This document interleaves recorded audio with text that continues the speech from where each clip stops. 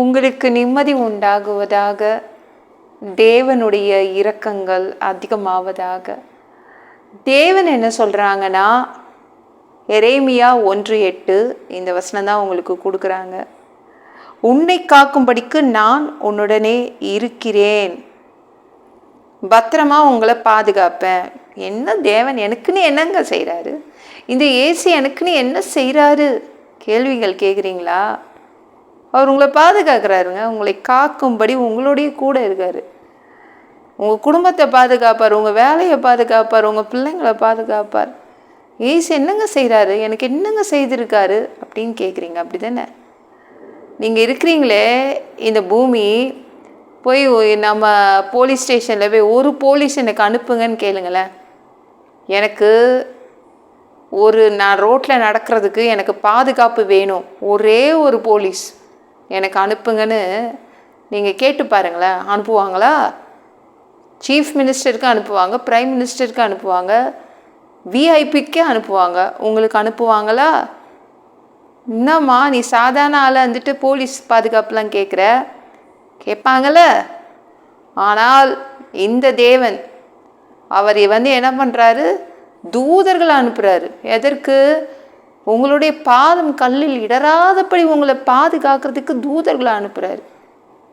பரலோக அரசு இருக்குதுல்ல, இந்த பரலோக கவர்மெண்ட்டு இப்போமே உங்கள் மேலே செயல்பட ஆரம்பிச்சிருச்சு. செயல்பட்டுட்டே தான் இருக்குது. பாதம் கல்லை இடரக்கூடாது அப்படின்னு தேவன் ஆர்டர் போட்டு தேவதூதர்களை அனுப்புகிறாரு. அப்போ எவ்வளோ பெரிய விஐபி நீங்கள், எவ்வளோ பெரிய ஆளுங்கன்னு பார்த்துக்கோங்க. எவ்வளவோ அன்பு நம்ம தேவனுக்கு இல்லை? என்னைக்காவது நீங்கள் ஜெபம் பண்ணீங்களா? தேவனே நான் இந்த ரோட்டில் போகிறேன், இந்த தெருவில் நடக்க போகிறேன், ஒரே ஒரு தேவதூதனை அனுப்புங்கன்னு நீங்கள் என்னைக்காவது ப்ரேயர் பண்ணிங்களா? அவரே ஆர்டர் போட்டு அனுப்பிடுறாரு. பரலோக அரசு உங்கள் மேலே உரிமை எடுத்து நீங்கள் போகிற இடம் தேவதூதர்கள், ஏஞ்சல்ஸ் எத்தனை பேர் தெரியாது, அனுப்புகிறாங்க. பாருங்கள் நம்ம தேவன் எவ்வளவு அன்பானவர். இவரை பார்த்து நீங்கள் என்ன பண்ணிட்டீங்க? இயேசுவே எனக்கு நீங்கள் எதுவுமே பண்ணலன்றீங்களே. அவ்வளோ பண்ணிகிட்ருக்கார். ஒவ்வொரு நாளும் உங்களை அவ்வளோ நல்லா வச்சுக்கிறாரு. சரிங்களாங்க? அப்பேற்பட்ட தேவனை தான் நம்ம வணங்கிட்டுருக்கோம். குறை சொல்கிறத ஃபஸ்ட்டு நிறுத்துங்க. அவர் உங்களை பாதுகாத்துட்டு தான் இருக்கார். எவ்ரிடே அவர் பாதுகாக்கிறாரு.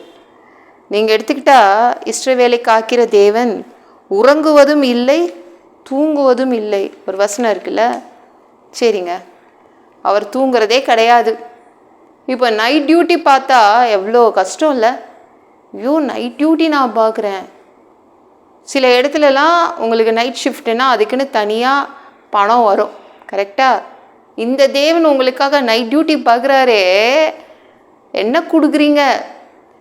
இயேசுவுக்கு என்ன கொடுக்குறீங்க? நைட் டியூட்டி பார்க்குறதுக்கு ஏதாவது கொடுக்குறீங்க? அன்பை கொடுங்க. இந்த தேவனுக்கு அன்பை கொடுங்க. அவ்வளோ கடினமாக உங்களுக்காக அவர் உழைக்கிறார். நீங்கள் என்ன செய்கிறீங்க? அவருக்கு உண்மையாக இருக்கிறீங்களா? வெறும் நம்ம ஆசீர்வாதத்துக்கு மட்டும் இயேசுவேன்னு கூப்பிடக்கூடாது. எப்பவும் அவர் மேலே அன்பாக இருக்கணும். ஓகேங்களாங்க? அவர் மேலே நீங்கள் அன்பாக இருங்க. வியாதி, பிரச்சனை, வறுமை அதை பற்றிலாம் கவலையப்படாதீங்க. தேவன் பார்த்துப்பார். முடிய கூட எண்ணி வச்சுருக்காரு. உங்கள் வீட்டில் எவ்வளோ பணம் இருக்குன்னு அவருக்கு தெரியாதா? உங்களுக்கு எவ்வளோ பிரச்சனைகள் இருக்குன்னு அவருக்கு தெரியாதா? ஏங்க கவலைப்படுறீங்க? ஏசு உதவே செய்யலை என்ன அப்படின்னு குறை சொல்லாதீங்க. பரலோக அரசு உங்கள் மேலே கவனமாக தான் இருக்குது. உங்களை பத்திரமா தான் எவ்ரிடே பார்த்துட்ருக்காங்க. அவர் வியாதியை சரி பண்ணிடுவார்.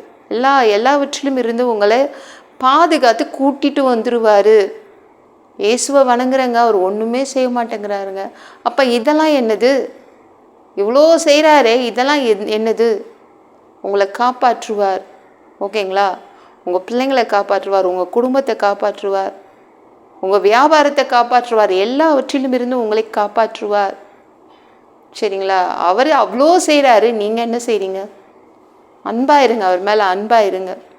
உங்கள் உண்மையை காட்டுங்க, விசுவாசத்தை காட்டுங்க. சரிங்களாங்க? இந்த வீடியோ பிடிச்சிருந்துச்சுன்னா மற்றவங்களுக்கு ஷேர் பண்ண மறக்காதீங்க. கர்த்தர் தாமே உங்களை ஆசீர்வதிப்பாராக.